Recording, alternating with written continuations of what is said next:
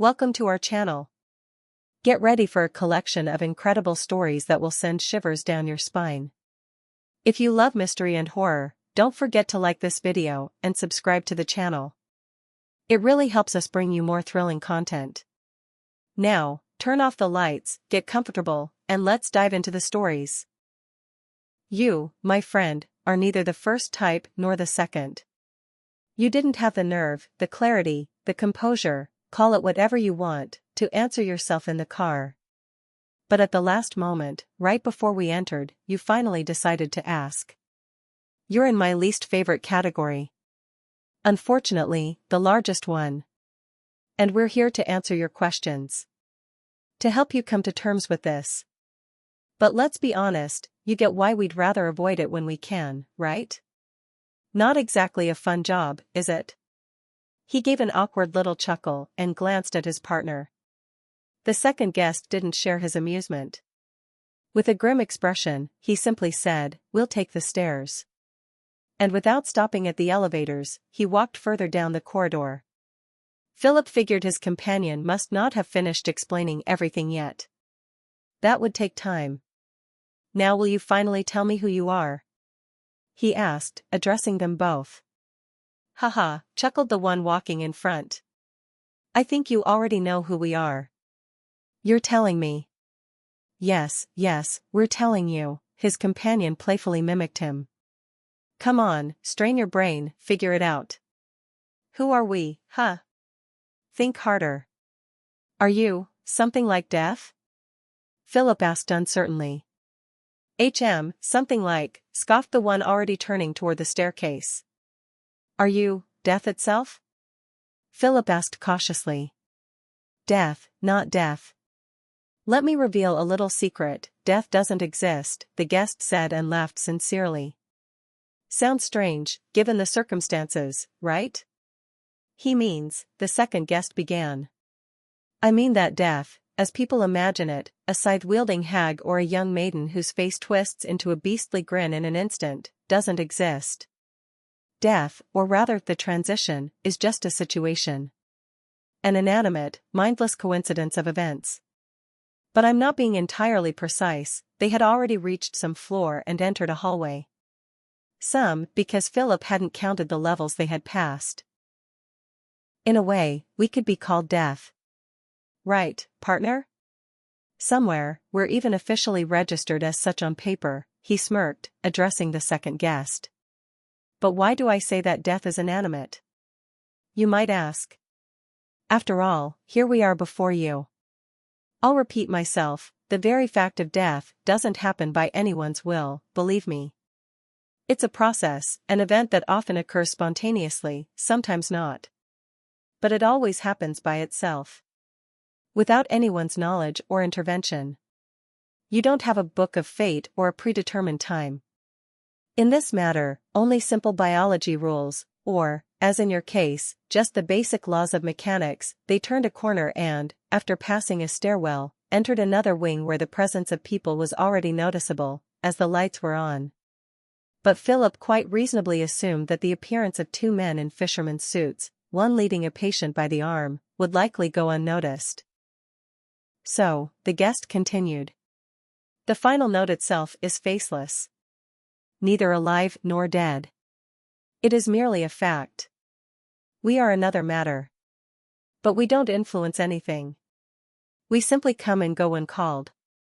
A sort of tour guides, psychologists. Yes. When we are summoned. Just like you were during your life when you worked in the ambulance. We know everything about you, the other guest giggled and playfully flicked Philip's ear. As you can see, we are quite alive and sentient, the first one continued. In principle, if you want, you could call us death in the usual sense. Considering that many people believe death doesn't take lives at its own discretion, but merely serves as a guide, cutting not heads, but the grass at the gates of paradise, clearing the path for the traveler. Well said, the second guest chuckled at his colleague's eloquence. What he means is that death is more of a profession. Our profession, the first one continued. And quite a high-demand one, too, added the one walking beside him. We're sort of employees. Just two among many, many others. In fact, even this hospital isn't being served by just us today. We might even run into some of our colleagues here in the corridors. Not today. We're almost there, the first one muttered. Oh, well, what a shame. You'd be like convicts meeting in a prison corridor, exchanging glances from under their brows as the guards separate them into different cells. I mean your brothers in misfortune, Philip. Though, that depends on perspective. It's different for everyone, the second guest continued to mock. Though, yeah. Poor comparison, he admitted under his companion's stern gaze. You'd be more like. Enough. We're here, the other guest said strictly. In their duo, he was clearly the leader. Bring him in, he ordered his companion. When Philip found himself back in the ward, his eyes, already accustomed to the corridor's light, first distinguished only the silhouette of the window. Dark spots danced against it, remnants of his gaze lingering on the bright ceiling lamp near the entrance. Suddenly, the guest seemed to remember something, and the one holding Philip's arm turned him toward the door. The second one commanded, "Turn your back to me. Walk, don't be afraid. I'll catch you." Philip didn't understand the meaning of their actions. Nor did he know if their behavior had to do with what he had just seen in the depths of the ward. Although he hadn't really had time to see much, just a heap of clothes and a crumpled blanket lying on the very bed from which he had been lifted an hour earlier. A disgusting realization settled in his subconscious, and before he could suppress it, it had already drawn a clear picture in his mind. I get it, that's. He tried to break free, just as he had in the hospital courtyard, but this time, the vigilant guests didn't give him a chance. The one holding his arms tightened his grip even more. For a second, Philip saw the guest's real face in horror. The true visage was revealed only for an instant before the mask, work mask, as Philip mentally called it, once again adorned his face. The guest gave a conspiratorial smile and whispered through his teeth, "Don't ruin everything at the last moment. I don't need a tantrum now that we're finally about to get rid of you. And if you look back, trust me, you'll have one. Everything's fine. Stay calm," the second guest advised Philip. It's almost over. Remember, you're not the first, you won't be the last. It gets much easier after this, I promise. Later, Philip would recall those words many times. With fury, realizing just how much of a lie they were. They guided him backward toward the bed and told him to lie down without looking. Settling onto it and staring at the ceiling, Philip felt something strange. As if all the senses that had failed him before were somehow returning. But returning in a peculiar way. He could smell again, feel the cool air of the ward, and, God help him, the searing pain that had greeted him upon waking began to build once more. But though he felt these sensations physically, it was as if they were passing through him. Drifting past. As if giving him a final farewell before vanishing forever. Philip didn't need to turn around and force the guest into revealing his true face in anger to understand what they had been hiding from his eyes. He didn't need to see what they thought would utterly shatter his resolve. No, he didn't need that at all. Just as he didn't need to guess why, once he lay back down, he suddenly felt alive again. I have only one question left, he said. Ask it, the guest replied softly and with what seemed to Philip like a hint of sadness. He was the one who, as Philip had determined, was in charge of the other, who was more nervous, hysterical, and inexperienced. The one who, in a fit of rage, fearing that Philip, turning around and looking at his body sprawled on the bed, nearly dead, might suddenly panic, had shown him his true face. A face that, despite Philip's rich imagination and his relative composure, he could never have called human. Not even remotely. Why the fishing suit? It was his turn to joke now. In this situation, humor helped avoid fully grasping what was happening. The guests exchanged glances. Now that his eyes had adjusted to the darkness again, Philip could see that they were smiling. His calm demeanor clearly pleased them. Let's put it this way, one of them began, we like fishing too. And as we said, death always comes without anyone's consent, the second one continued. And because of her, we had to cut short one of our favorite activities, the first one concluded. And why the suits? When we were outside, I didn't really notice the rain bothering you. We just like them. Be satisfied with that, the nervous one responded gruffly, his tone once again inappropriate for the moment. If you know too much, you'll grow old quickly and die, he added jokingly. The second guest gave him a stern look and then turned to Philip, saying, well then, goodbye. And Philip plunged into darkness. Through it, he vaguely heard the guests leaving, closing the hospital room door behind them. He also caught one last phrase that, considering who had spoken it, seemed absurdly mundane, finally. Let's go quickly. I hope you didn't turn off the engine. Although, perhaps he had only imagined it. When he came to, a young woman stood before him, and the first thought that crossed his mind was, she must be a nurse. Genuinely relieved, assuming everything before had been just a bad dream, caused by his injured brain, he tried to smile at her. The first warning bell rang. At this point, it was just a warning. Expecting the pain that would inevitably come with trying to lift his head and smile, he was met, instead, with unexpected ease.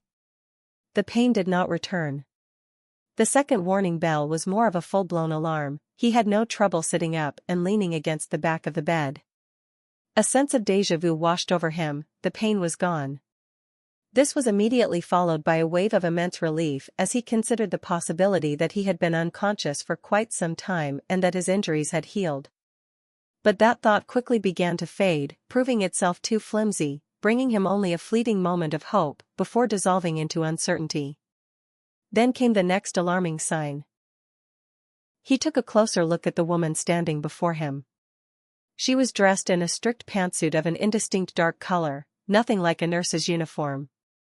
The suit was somewhere between deep burgundy and brown, but it certainly didn't resemble a white medical coat. But most importantly, he saw how she was looking at him. A gaze impossible to interpret clearly.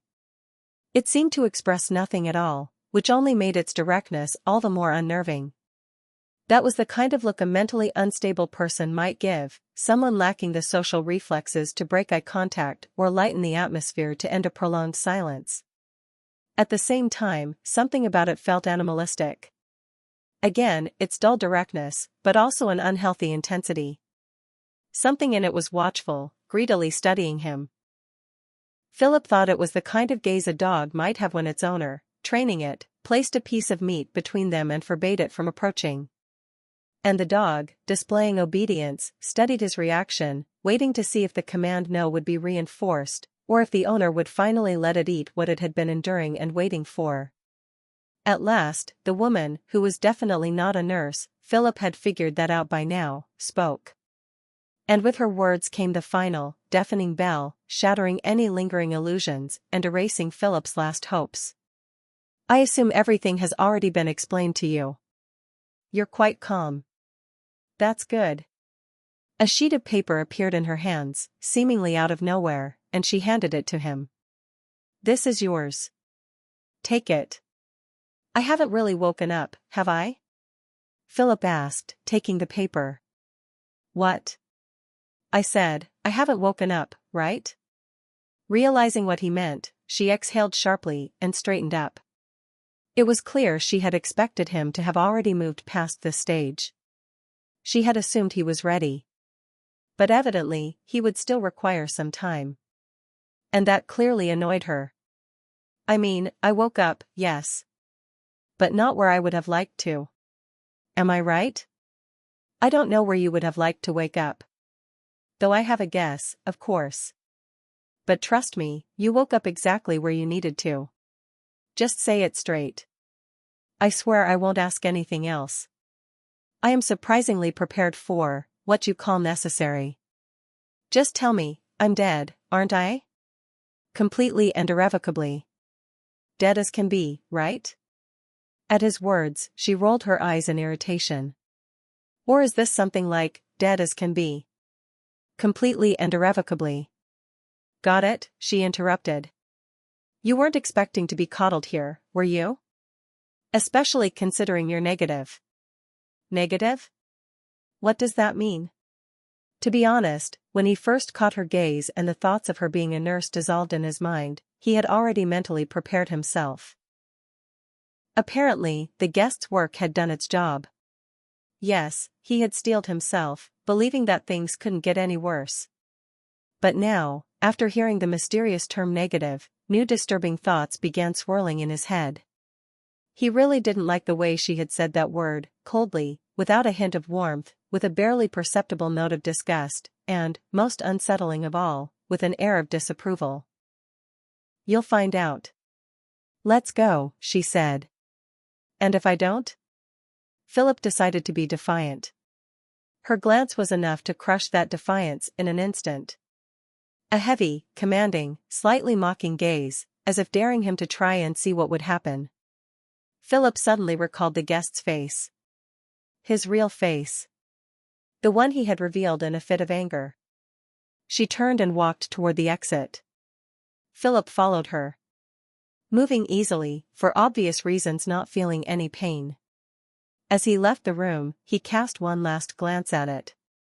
Seeing that his bed was empty, he wasn't surprised. What the guests had tried to shield him from remained outside. Outside. That's what he called the world he had known. The world where he had switched shifts with a colleague at the ambulance service, expecting to use his freed-up day to visit his parents. The world where that switch had placed him on that ill-fated road at that ill-fated moment when their driver lost control on the slippery asphalt, veered into oncoming traffic, and, at the last second, swerved to avoid a direct collision, only to be struck on the left side, right where Philip had been dozing. A world he had to leave before he had even reached 30. Lost in thought, paying no attention to his surroundings, he followed his companion toward the already familiar elevators. Truly, circles of hell, he thought, shuddering at the realization. Negative. The ominous word echoed through his mind. Even as he approached the crowd, which behaved no differently from the one he had seen upon stepping onto the floor, Philip vaguely discerned, beyond the general chaos at the far end of the corridor, a table with someone seemingly seated behind it.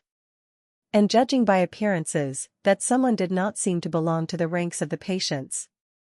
Straining onto his toes now and then, weaving through the throng of bodies, Philip confirmed that this individual was indeed different.